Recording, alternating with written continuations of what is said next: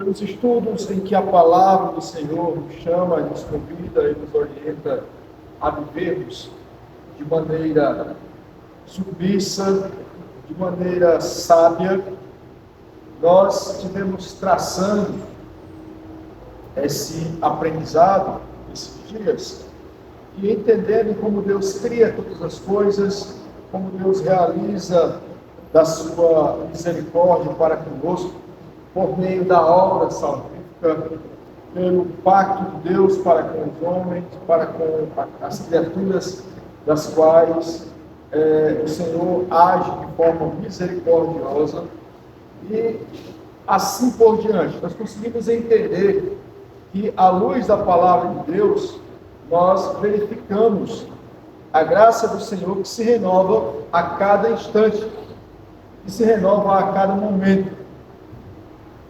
No capítulo 8 da Confissão, nós encontramos essa seção em que trata sobre Cristo de uma maneira toda maravilhosa, graciosa, por parte do amor do Pai, do amor do Criador, que olha para as suas criaturas, que olha para os seus filhos e concede a eles a redenção, concede a eles a condição de ser restaurados e levados a um novo contato. Somos levados a Cristo por intermédio da obra do Espírito Divino, do Espírito Santo, por obra do Criador, a termos uma vida graciosa e amparada por Ele. Então nós temos o capítulo 3 do Evangelho de João. Você abre aí, por favor, a sua Bíblia no capítulo 3, um texto clássico, um versículo muito conhecido, que fala sobre a missão do Filho. Né? Então, Cristo é o mediador. Nesse versículo, nós entendemos que Cristo tem uma missão toda especial para com a humanidade. Quando nós chegamos lá no capítulo 15 da primeira epístola de Corinto, no versículo 45, nós encontramos uma visão que anteriormente, vista lá no início de todas as coisas, parece algo que traz mais luz. Aquilo que no passado ficou como uma espécie de tristeza pelo que aconteceu no primeiro Adão, né? Quando o homem, que representa a humanidade ali, cai, e nós encontramos agora em Cristo esse Redentor, esse Filho de Deus que abraça a causa da redenção, ama, se dispõe e de forma voluntária se entrega. Nós vamos ler o capítulo 3, versículo 16 do Evangelho de João. Porque Deus amou o mundo de tal maneira que deu o seu Filho unigênito, para que todo aquele que nele crê não pereça, mas tenha a vida eterna. Vamos ler um pouco mais. Porquanto Deus enviou o seu Filho ao mundo, não para que julgasse o mundo, mas para que o mundo fosse salvo por ele. Deus envia o seu Filho. Deus promove na história da humanidade ao povo agora uma condição que esse povo não tinha. Ele dá a eles uma espécie de ponte, um lugar para ir, um caminho a ser seguido. Quando nós chegamos na primeira carta de Paulo, na primeira epístola aos Coríntios, no capítulo 15, Paulo tratando sobre a ressurreição, no versículo 45, ele vai dizer assim, primeira epístola aos Coríntios, na primeira epístola de Paulo aos Coríntios, no capítulo 15, versículo 45. Pois assim está escrito, o primeiro homem, Adão, foi feito alma vivente. O último Adão, porém, é espírito vivificante. Então, são duas linhas de pensamento. Interessante. Paulo traz uma visão de aquele que agora traz a perfeição para restaurar o que foi quebrado, para restaurar e cumprir de forma extraordinária o plano de Deus. E João declara lá no capítulo 3 exatamente uma obra que não tinha dúvida alguma, mas que ela iria se cumprir naquele que Deus havia enviado de forma plena. Então, no capítulo 8 da Confissão de Fé de Westminster, é montada toda uma estrutura doutrinária para que nós possamos caminhar nesses dois campos de entendimento. E aí vai culminar exatamente na pessoa de Cristo. O capítulo 8 da Confissão é de Cristo, o mediador, o meio, aquele que apresenta e se apresenta para ser enviado de Deus aos que estavam condenados. Então diz assim: aprove a Deus, a primeira seção, aprove a Deus em seu eterno propósito, escolher e ordenar o Senhor Jesus, seu Filho unigênito, olha aí o capítulo 3, para ser um mediador entre Deus e o homem. Olha só o que ele traz sobre os ombros desse Filho: o profeta, sacerdote e rei, o cabeça, o salvador de sua igreja, o herdeiro de todas as coisas e o juiz do mundo, e deu-lhes desde toda a eternidade um povo para ser sua semente e para no tempo devido ser por ele remido, chamado, justificado e glorificado. Nós encontramos aqui nessa afirmação e nessa construção doutrinária pelo menos alguns textos que narram as histórias que nós já lemos. Nós conseguimos encontrar o Evangelho de João, conseguimos encontrar a história dos patriarcas, nós conseguimos encontrar aqui o livro de Isaías, conseguimos encontrar o livro de Romanos, tudo isso dentro dessa ponte doutrinária que é feita no capítulo 8 da Confissão de Fé de Westminster, para narrar acerca de quem é Cristo. Ele é o mediador. Essa seção da Confissão nos ensina primeiro que Deus escolheu desde a eternidade um número definido de membros da descendência de Abraão para ser salvo por meio da obra redentiva de Cristo. O que significa?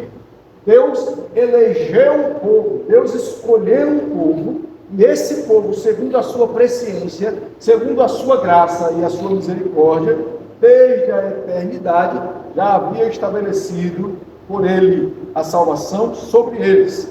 Essa é a primeira seção. Na segunda, que ele também, desde a eternidade, prometeu dar esses eleitos a Cristo como recompensa por seu sofrimento. Cristo é aquele que traz para nós o alívio da condenação. Cristo é o refrigério da alma dos aflitos. O que era que estava na vida dos condenados? Angústia e dor pela morte eterna. Vem Cristo como um bálsamo na sua obra redentora e diz que agora nós temos vida e vida em abundância. Terceira seção, que Cristo se empenhou em executar e padecer tudo o que fosse necessário para esse fim. Lembramos que no Getsêmani, o episódio que Jesus vai dizer que se fosse possível passasse esse cálice, ele vai dizer também nessa oração: Pai, não é a minha, mas é a tua vontade. Então ele se coloca como aquele que era o penhor, aquele que iria sofrer, aquele que havia de executar necessariamente o que fosse preciso para salvar os que estavam condenados. Em quarto, na quarta sessão desse capítulo 8 da Confissão, que essa obra messiânica exigia que Cristo fosse profeta, sacerdote e rei de seu povo, de um povo eleito, bem como cabeça e salvador da sua igreja. Ora, se nós olhamos para Cristo, lá do Velho Testamento, e encontramos a sombra de tudo que era ensinado lá, ele deveria ser tudo isso. Ele era o sacerdote, ele era o profeta, ele era ali aquele que deveria assumir e conduzir o seu povo de uma forma plena. Ele deveria ser o rei desse povo, ele deveria ser o cabeça desse povo. Então Cristo é a plenitude de todas essas coisas que nós estudamos e vemos conseguimos ver no Antigo Testamento. E na quinta sessão, que Cristo também deve ser o herdeiro e juiz do mundo. E aqui é interessante, porque ele traz o ponto final de que Cristo traz sobre si, como narra lá no capítulo 6 de Isaías, quem era o prometido, né? O menino nos nasceu, quem era esse menino que foi nascido ali humanamente e agora tinha todas as responsabilidades? Ele é, no final de tudo, o herdeiro de todas as coisas e o juiz do mundo. Entenda então que o capítulo 8 da Confissão de Fé de Westminster, ela é completa. Ela traz uma visão completa do Cristo, do Redentor, do Mediador. E aí, quando a gente chega no capítulo 15 da primeira epístola de Paulo aos Coríntios, no verso 45, ele vai dizer que Cristo é chamado de segundo Adão, ou, para ser mais preciso, de o último Adão. Adão é carne, é homem, né? Cristo, Deus, faz aquele homem, narrado no texto bíblico com toda a sua veracidade e divindade, né? Porque é inspirado e poderoso para conduzir as nossas vidas. Nós não duvidamos em absolutamente disso. Deus cria esse homem, faz esse homem, sopra nele, e agora ele é alma vivente, agora ele é um homem, transformado e feito pela glória de Deus, pelo agir soberano de Deus. Ele é carne, ele é homem, feito lá do pó, do barro, né? Mas ele é agora esse homem. Quando chega em Cristo, capítulo 15, vai dizer que Cristo é agora o quê? O segundo, porém, mais precisamente, o último, porque ele é o homem perfeito. Adão na sua imperfeição e Cristo na sua perfeição. Ele é alma vivente. Ele é agora, o que ele vai dizer? Espírito vivificante. E aqui torna ele um mediador, que é o ponto-chave do capítulo 8. Por quê? Porque ele foi a pessoa que agora a humanidade teria um pacto com Deus. Em Adão havia um pacto humano. Deus misericordiosamente, no capítulo 7 da Confissão que nós vimos, faz um pacto de misericórdia e graça com esse homem, mas em Cristo há um pacto de vida eterna. Em Cristo há vida e vida para sempre. Ele é o cabeça pactual, o representante. Ele veio para desfazer o que a morte do passado daria a esse homem, o que Adão em sua falha não conseguiu cumprir, mas ele vem e possui agora uma consciência limpa, um coração puro e uma vontade correta. Esse é o Redentor, esse é o Mediador, esse é o nosso Salvador. Então, quando você vê o capítulo 8 da Confissão, falando de Cristo, entenda, ele é perfeito. Ele tem realmente todos esses aspectos que são colocados sobre ele, e somente ele possui, de forma plena. Ele é profeta, ele é sacerdote, ele é rei. Como profeta, ele agora anuncia e interpreta, ele fala dessa palavra de uma forma verdade e poderosa. Como sacerdote, ele entrega o sacrifício perfeito, a sua própria vida. Como rei, ele governa de forma soberana, ele subjuga tudo, porque ele tem o poder em suas mãos, pleno e gracioso que ele foi dado. Dele são todas as coisas, e a sua vida agora é vivida em plenitude e em santidade. Deus então prepara para nós esse último Adão de uma alta forma perfeita e significativa, boa, em uma revelação plena, preparando para nós a vinda dele no final de todas as coisas. Nós cremos que por causa do pecado, da depravação, houve uma queda, uma ruptura, mas em Cristo agora nós temos uma nova roupagem de viver.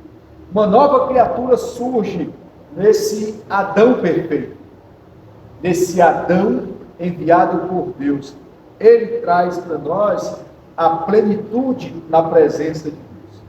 Um filho pleno, enviado, perfeito, não nascido do pecado do homem, mas gerado do Espírito.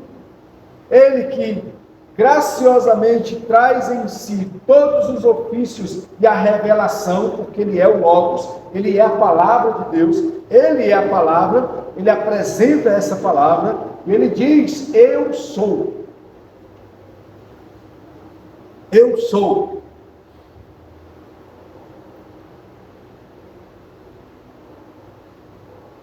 No capítulo 14 do Evangelho de João, o diálogo dos apóstolos com Cristo, no meio daquela conversa, eles caminhavam e eles estavam, aparentemente, pelo que o texto narra, eles se encontravam preocupados com o que havia de acontecer. Jesus olha para eles e diz: não se turbe o vosso coração, não fiquem preocupados. E aí a conversa tem continuação, e eles vão conversando sobre muitas coisas, e no meio dessa conversa, de repente, alguém pergunta: para onde nós vamos? O que vai acontecer de nós? O que nós temos que fazer? Qual seria o lugar exato que a gente deveria ir? Qual seria a coisa que nós deveríamos fazer depois de tudo que nós estamos vivendo agora? Cristo traz para eles essa plenitude nele mesmo. Quando ele diz: eu sou, ele olha para ele e diz assim: eu sou o caminho, eu sou a verdade e eu sou a vida. Então, como Redentor pleno e soberano, ele mostra para eles: em mim, tudo e a plenitude se cumpre. Eu sou o caminho que vocês precisam persistir. A redenção em mim, ela não tem falha. Eu sou o caminho que vocês precisam trilhar. Eu sou o caminho. O que eu tenho apresentado para vocês é uma flecha que está caminhando para um alvo exato. Ela não tem desvio no seu percurso. É reto, é perfeito. Eu sou o caminho. Depois ele diz para eles e para acalmar a tribulação e a angústia que tomava de conta deles, ele diz: eu sou a verdade. Pois todas as palavras que o Logos, o próprio Deus que se fez carne, a própria palavra que veio a nós, ele diz: todas as palavras que de Cristo saem, sabe o que ele diz? Eu não falo de mim mesmo, mas falo do Pai, porque eu e o Pai somos um. Então ele diz: eu sou a redenção de vocês plena, porque a palavra que de mim chega a vocês é a palavra do Pai que orienta vocês. Eu sou a palavra que vocês precisam. Eu sou a palavra que precisa estar no lábio, na boca, na mente e no coração de vocês. Aí ele fecha, ele diz para eles o seguinte: e eu sou a vida. O medo de vocês de morrerem, o medo de vocês de não saberem para onde ir, quem vai perseguir, o que vai acontecer, qual será a atitude de vocês depois do que está acontecendo aqui, eu quero que fique bem claro para vocês: eu sou a vida. E Cristo diz assim: a morte não é mais um problema. Se essa é a dificuldade que vocês têm, a morte não é mais um problema. Eu sou a vida. E vocês irão ressuscitar comigo. Vocês irão viver eternamente. Parece que isso não soa muito bem na cabeça da gente. Parece que nós não conseguimos digerir, não conseguimos mastigar essas verdades, essa aplicação de Deus em nós. Porque nós vivemos atribulados, sim, muitas vezes, angustiados, não sabendo para onde ir, não sabendo que palavra usar, não sabendo ser ousado diante da morte. Ficamos muitas vezes igual os apóstolos. Essa aqui é uma grande verdade e não tem como negar isso. Ora, Elias, um dos maiores, um dos grandes profetas, teve esse momento, né? E muitos outros, assim como os apóstolos também viveram. Mas quando nós entendemos que Cristo é o Redentor de nossas vidas, e ele nos fala sobre esse Deus gracioso, esse maravilhoso Deus que se aproxima, que está junto de nós e que aplica em nossas vidas de forma graciosa, maravilhosa e perfeita, porque Ele é o profeta, porque Ele é o enviado de Deus, porque Ele é aquele que o Senhor traz para as nossas vidas de uma forma plena, para nos fazer enxergar e entender a voz da verdade de Deus, a voz plena do Senhor ao nosso coração, a voz santa e perfeita ao nosso coração, como foi no coração de Enoque, como foi no coração de Noé, como foi no coração de Isaac, como foi no coração de Moisés, como foi no coração de Abraão. Todos esses homens não duvidaram do que Deus disse para eles. E foram grandes desafios, grandes momentos, mas eles viveram tudo isso. Eles enfrentaram, passaram, suportaram, aprenderam com tudo isso. Aprenderam com todas essas coisas, com aquele que era o profeta supremo, que Cristo é para nós hoje, dando sucessão aos patriarcas. O Redentor de nossas vidas é esse Deus que dá a continuidade a essa história de uma forma plena. A história dos antigos hoje, cumprida no Novo Testamento, por aquele que surge no momento exato, de uma maneira graciosa. Cristo faz o fechamento desse cano. E ele se torna também sacerdote para cumprir essa palavra.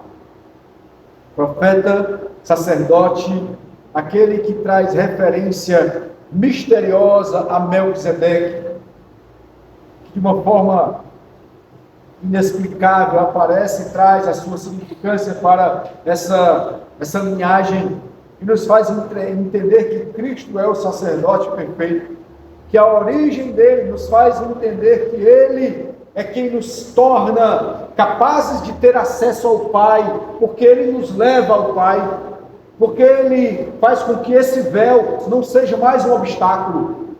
O nosso Redentor nos entrega diante do Pai, por meio do seu sacrifício, assumindo sobre si todas as dores, assumindo sobre si todos os males, levando sobre si os nossos pecados, a carga que estava sobre ele, que era nossa. Em seu ofício, ele cumpre cabalmente, sendo o sucessor dos primeiros. Ele, como o Supremo, aquele que traz uma obra plena e nos faz enxergar nele, e fora dele não conseguiremos caminhar. Depois, como um rei na história, como um rei que é de forma plena, cumpre a vontade de Deus, como um rei que administra, que governa, como um rei que tem poder autoritário e glorioso, majestoso, assim como Davi venceu os seus oponentes. Esse rei, que é o rei dos reis, não tem adversários que sejam capazes de se levantar contra ele para vencer, pois ele já venceu tudo e a todos. Ele vive, venceu a morte e reina, venceu tudo que há, pois é o nosso Rei Supremo. Cristo é, na sua plenitude e nos três ofícios, que é o cabeça e é o salvador de sua igreja. Ele que em sua plenitude deve ser adorado e honrado, deve ser reconhecido. Ele é o salvador pleno da sua igreja. É incrível como tudo isso se aplica ao Redentor, à realeza, como isso se aplica àquele que é perfeito e sinceramente verdadeiro, pleno, humilde, gracioso, aquele que é extraordinário em todos os seus atos, aquele que é a expiação substitutiva, aquele que é o rei e que por todos deve ser reconhecido. aquele que governa de forma infalível, aquele que age e que é pleno em todo o seu proceder, frutífero em tudo que ele fez, poderoso em todas as obras, deve ser adorado em todos os lugares, considerado por todos como aquele que é enviado por Deus, e sem dúvida alguma, a ele direcionado toda glória, toda tributação de majestade, pois ele governa sobre tudo, toda providência está em suas mãos, tudo que ele faz, a sua liderança, tudo que ele fez, tudo que ele está fazendo, aponta para a glória do Pai. É incrível como o nosso Redentor tem sobre si e carrega sobre si o Deus homem, o Deus poderoso, o Filho, o Senhor e Cristo, e que ninguém vem ao Pai a não ser por ele. É incrível notar que todas as qualificações divinas e humanas, aquele que detém de forma perfeita, é inigualável, pois ele é o Redentor único e perfeito, Senhor maravilhoso, o Filho perfeito, o Filho extraordinário, que para a glória de Deus vive e reina eternamente, com a sua natureza divina de Cristo, com a sua natureza humana, com a sua unipessoalidade, ele continua sendo Deus maravilhoso. Ele é e sempre será o Senhor gracioso, na pessoa humana e divina, que reina sobre todas as coisas, que nos ensina, que nos mostra, que caminha conosco, que nos faz andar na perfeição de sua obra. Uma obra de redenção realmente realizada na encarnação daquele que tem todas as virtudes, eficácias e benefícios em todas as épocas. Aquele que tem uma obra de mediação em conformidade com tudo que foi atribuído a ele. Aquele que tem a certeza de uma aplicabilidade comunicativa aos que foram criados à sua imagem e semelhança. Ele é o Senhor de nossas vidas. Ele é o Rei Supremo. Ele é o Deus soberano, na pessoa, na sua humanidade, na sua divindade. O Cristo Rei, o menino Rei, o Deus homem. Amém? Ele é o nosso Rei. Se pararmos para dar a Ele todas as atribuições, passaríamos a noite inteira. Mas Ele é o Rei soberano, redentor, sacerdote, que reina por toda a eternidade. Vamos orar ao Senhor, depois de conhecer o capítulo 8 da Confissão, de muitas qualificações, de muitos adjetivos, de muitos atributos pertencentes ao Senhor, que somente a Ele devem ser dados. O Cristo que foi enviado como o único Filho, que cumpre a obra de Deus para os que não podem ter vida fora dele, e o último Adão, que cumpre a obra plena do Adão que falhou, e que agora ele restaura em sua plenitude com a sua obra salvadora. Feche seus olhos e ore ao Senhor conosco nesse momento, dando graças e exaltando o Senhor por suas maravilhosas e incontáveis maravilhas reveladas e realizadas por meio de Cristo, nosso Redentor. Santo Deus, eterno, Criador e maravilhoso, louvamos a Ti pela vida do Teu Filho unigênito, o nosso Senhor e Redentor, o nosso Salvador. Nós te louvamos, nós te glorificamos pela obra salvífica, por tudo que Cristo realizou, por tudo que Cristo continua fazendo, pela maravilhosa graça e bondade que Ele executa a todos os momentos, pela soberania gloriosa que Ele tem executado sobre tudo, pela maneira divina que o Senhor governa, pelas nossas vidas que são conduzidas pelo Espírito que sopra em nossos corações, pela obra do Deus soberano que age na sua igreja e no seu povo. Por esse plano perfeito ter acontecido, nós te louvamos. Por todas as coisas maravilhosas que Deus fez, nós te louvamos, Pai. Nós te agradecemos.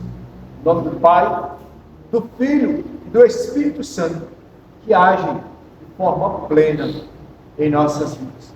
Nós agradecemos por tudo isso. Por tudo que o Senhor há de fazer com a sua igreja. Nós te louvamos e agradecemos. Amém. Louvado seja o nosso Deus.